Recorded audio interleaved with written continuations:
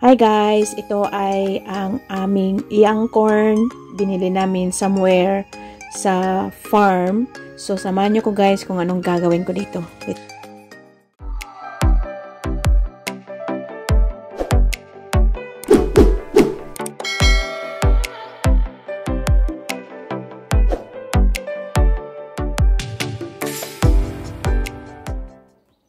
Hi guys, today ay mabisi ako sa aking young corn.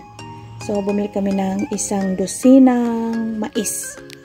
So, mais dito ay 1 dozen for $5. So, season ngayon ng young corn.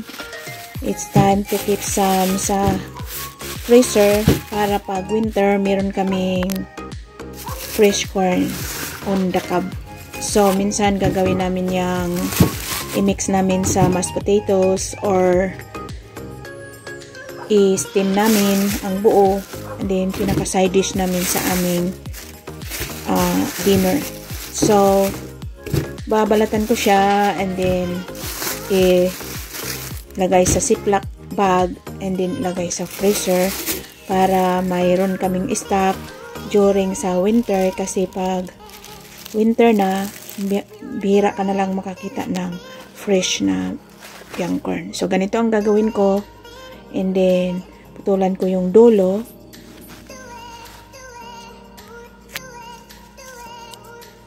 Ganyan. And then, tanggalan ko ng kaunting balat.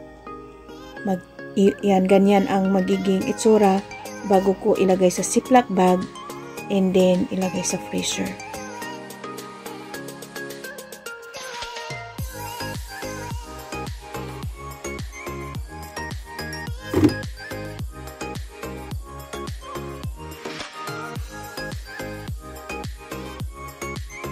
So, ayan na guys. Tapos na ako nagbalat ng aking young corn. At saka ito guys, sinisave ko yan. Ito, ginagagamitin ko yan sa amin sa Bisaya ay magawa ng binaki.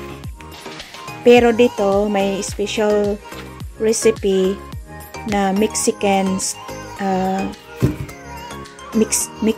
recipe. Tinatawag nilang tamales.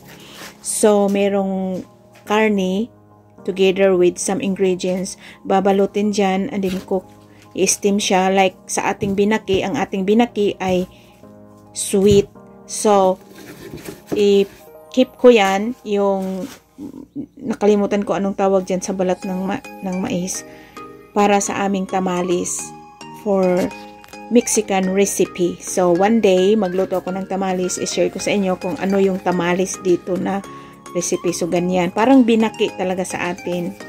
So, yung binaki kasi hindi sila so much fun and like kasi sweet. So, ang tamales may mga pork or chicken is ihalo dyan sa ingredients, then balutin dyan sa balat ng mais. So, yan lang guys.